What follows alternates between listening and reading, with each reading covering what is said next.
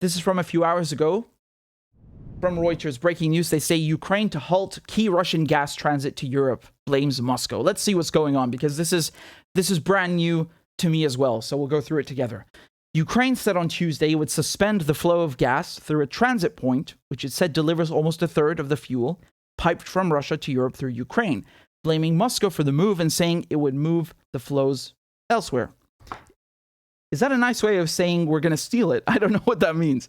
Ukraine has remained a major transit route for Russian gas to Europe, even after Moscow's invasion. GTSOU, which operates Ukraine's gas system, said it would stop shipments via the Sokranivka route from Wednesday, declaring force majeure, a clause invoked when a business is hit by something beyond its control. But Gazprom, which has a monopoly on Russian gas exports by pipeline, said it was technologically impossible to shift all volumes to the Sudzha interconnection point further west, as GTSU proposed.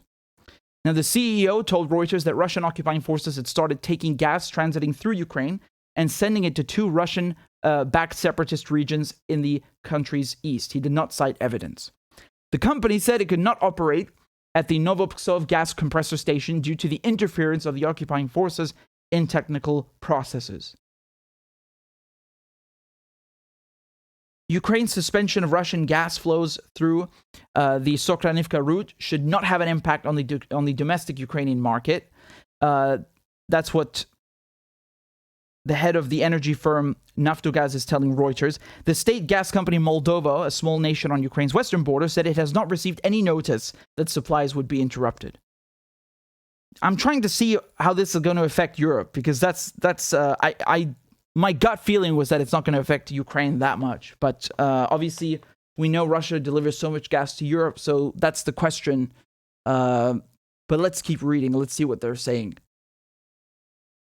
This compressor station in the Luhansk region, okay, so it's called the Novopskov compressor station, is being occupied by Russian forces and separatist fighters since soon after Moscow began. So that's February. And it is the first compressor in the Ukraine gas transit system in the Luhansk region, the transit route for around 32.6 million cubic meters of gas a day. Or, in other words, a third of the Russian gas which is piped to Europe through Ukraine. Okay, so again, I think it's good to be specific here, because they're not saying a third of total Russian gas piped to Europe. They're saying it's a third of Russian gas piped to Europe through Ukraine. Am I understanding that correctly? I think there's a nuance there. Because if this was that big of an amount, would cause real problems. In any case.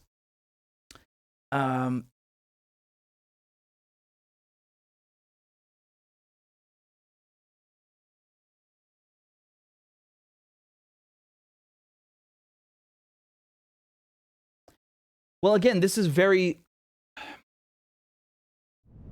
This is very big, because it seems to me, and again, I just read this fresh with you guys. It seems to me that they're just simply cutting off the delivery or part of the delivery of Russian gas to Europe. And we have to ask ourselves, who benefits from that? All right, that's always a good question to ask. Who benefits from that? And then you might understand why they're doing it. Well, just having covered this whole gas and payments in rubles debacle on this channel every single step of the way, it's quite interesting. It's quite interesting. And from what I've seen, they couldn't do anything. The Europeans, they couldn't do anything to stop Russian gas, because they need the Russian gas. They are absolutely dependent on it. Maybe Poland got away with, transitioning off of that. But again, Poland is kind of a special case. It has an LNG terminal. It has a pipeline with Norway opening in October. It has a new pipeline that just opened with Lithuania. Poland is an exception. Germany, Austria, Hungary, these are other cases, right? You have to look at those ones, because they do not have LNG terminals. Austria's landlocked. Germany doesn't have a single LNG terminal, so on. So they've not been able to get off of Russian gas, and they said, this is going to take a long time. And you saw the EU wants to ban Russian oil, and Hungary said that's going to take 3 to 5 years, not 9 months. You're out of your mind. And I don't know what to make of this. This looks very fishy to me. Is this kind of a last resort measure? Like, we couldn't we couldn't outsmart the Russians. They found a way to make us pay for the gas, with this K account, the ruble account. So you can keep sending euros. You don't have to go buy rubles. They'll do it for you. And the Russians refused to use the gas as a weapon. Because again, you could consider, yes, the Russians would lose a lot of money, but if they wanted to, they could also shut off the gas valves as a weapon, right? I mean, let's be very clear here. If you really, really wanted to screw Europe, I'm speaking hypothetically, and you are in Russia, you just turn off the gas, because the economic loss that the Russians would suffer in revenue is nowhere. You cannot compare that to the cataclysm this would cause in Europe, right? That's really something. I mean, they say the Russians are as bad as the Nazis and so on. If they really were that evil, they would have cut off the gas. Do you get what I'm saying? No, that's suicidal, and it's stupid, and it's very detrimental. And I don't know what the point of this is now, trying to divert the gas. I mean, this is basically theft, right? It's basically theft, because what's interesting to me is they said, Russia, you have to send us the gas that we agreed on, and we will pay you in the currency we agreed on. It's in the contract, okay? And here, they're saying that they're going to take some of this gas away and divert it away because of force majeure, right? So, as you said, this is in case of disaster and so on, that they can do that. But everything is operating fine. The Russians have been delivering the gas on time. There's no real excuse to take it away or confiscate it or divert it. So that's very weird. I don't understand why it's, they basically yell at Russia to abide by its contractual obligations, and then when it does, they still take away the gas. Where's it going? This is very, very stinky, very fishy. Something going on here. I don't know what to make of this, honestly. What do you guys think? You tell me right now, since we're live. Tell me in the comments what you think. But I'm gonna look up more things on this, because I need more information.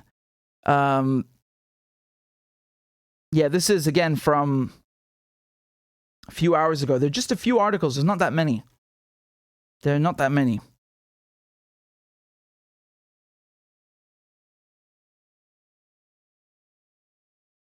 This is from the New York Times. The headline reads, Ukraine says it will stop transporting some Russian gas. And the operator of Ukraine's natural gas grid is accusing Russian troops of endangering the pipeline's stability and safety.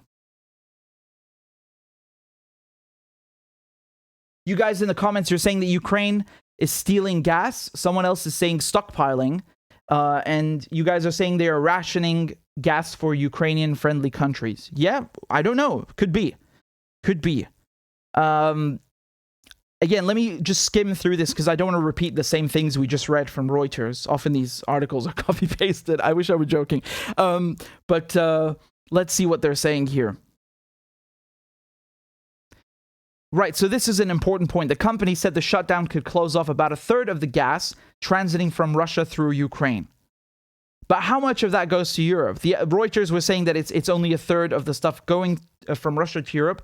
That passes through Ukraine, okay? That's what they were saying. And natural gas prices on the Dutch TTF exchange shot up Tuesday afternoon, but settled back, ending up rising 3.4% on the day to 97 euros per megawatt hour. I mean, it's so ridiculous how many times the Dutch and British benchmark have shot up like that because of this war. It's really wild. This article is very short, huh? They don't have much information either. It's just 5 paragraphs. So we already read this, and then it ends here. And they say, so far, flows of Russian gas through Ukraine have been remarkably stable despite the war. Yeah. But Ukrainian officials have repeatedly complained about the actions of Russians and warned that they risked a shutdown of the gas transmission. Now, hold on a second. Hold on right there. The Russians are getting paid because of this gas, right? They're not only getting money, they're getting paid extra because the gas prices have gone up because of the war. So the Russians are getting paid very, very well. Please explain to me why on earth the Russians would go and disturb or disrupt the delivery of gas when they depend on that financially. This makes no sense to me. Again, let me read that to you. Ukrainian officials have repeatedly complained about the actions of Russians and warned that they risked a shutdown of the gas transmission. Is that a threat? Or are they saying the Russians are doing that because they're being reckless? That doesn't make any sense. look, this guy down here, okay? So the CEO of Naftogaz, so Vitrenko, we saw him in the Reuters article. So Naftogaz is the Ukrainian national energy company that has the transit contract with Gazprom, Russia's natural gas supplier. He said that the occupying Russian troops were in the habit of entering gas installations and trying to interfere with their operating systems. They want to control everything. Again, I don't know what this means because, let's say he's telling the truth, okay? We're going to, give him the benefit of the doubt. Okay, fine. What I'm trying to understand is logically why they would do that when they need this stuff to get paid. They keep saying, we have to cut Russian gas because this is funding Putin's war chest. How many times has von der Leyen, the head of the EU Commission, got up and said that fucking phrase? How many times? I've lost count. Putin's war chest, Putin's war chest. Just supercut all of these idiots saying that. Right? We have to get away from Russian gas. We have to wean off of Russian oil and stop funding Putin's war machine. Okay, so you are telling me this guy needs this money, the gas money that you're giving him. And now you're telling me he's also trying to disrupt the gas delivery? What the fuck? How does that make... That's a direct contradiction. It makes no fucking sense. That makes no sense at all. What I could imagine being the case is that the Russians are trying to go in and make sure that everything is running properly and it's not being sabotaged. I'm not saying that that's justifiable or it's good that they're occupying Ukraine. So I'm not discussing that. I'm just trying to understand if his statement is true, what he's talking about. He says they want to control everything. So what does that mean? They want to run the day-to-day operations of the gas delivery? They want to make sure there's no sabotage? That's very vague. It doesn't really mean anything. And the article just ends there. There's nothing else. I don't know. To me, this stinks. There's something odd here. I don't understand what this means because, like I said, it's very doesn't make any sense. One thing that I remember, and again, this is not 100% related to this, but you guys recall a few months ago, the New York Times, incidentally, they published this article about a dam in Syria. A dam structured to stop water, and there's a dam in Syria called the Tabqa Dam. It's the biggest one, if I'm not mistaken, and the US bombed it. They dropped not just any bomb, one of their biggest bombs on this dam, and by some miracle it didn't actually explode, but it did cause enough damage that the water almost overflowed. And just to give you an idea how catastrophic this is, if the water from this dam had actually overflowed onto the lands below, more people would have died than in the entire Syrian war. Okay, that's how catastrophic this is. So, and again, bombing civilian infrastructure like a dam is a straight up war crime. There's no question about it. This is case closed. But what happened is the engineers that fixed the dam, right, that the Americans bombed, they were killed in a drone strike immediately after fixing the dam by the Americans. Like that is so tragic, That is really, really tragic. And they were working in conditions where, they had guns being pointed at them. They had very limited time to fix this. And then, of course, once they were done, they got drone strike. Just disgusting, Anyway, I will keep you updated on the gas thing because I'm very interested in this. As you guys know, I've been covering every single development with the gas and the ruble payment system and all of this literally since day one, live on the channel. And I don't know why, but I find it very interesting. It's a very interesting aspect to me about the Ukraine war because it's not just something that's taking place inside Ukraine. It also affects the geopolitical makeup of the European continent. And it affects international relations truly globally, on a global scale. So that's why it's very, very important to follow closely and look at what's going on. So again, you can see there are literally just 5 paragraphs in the New York Times. This is very limited news, but I will keep you updated on it, okay? And we'll continue on that later.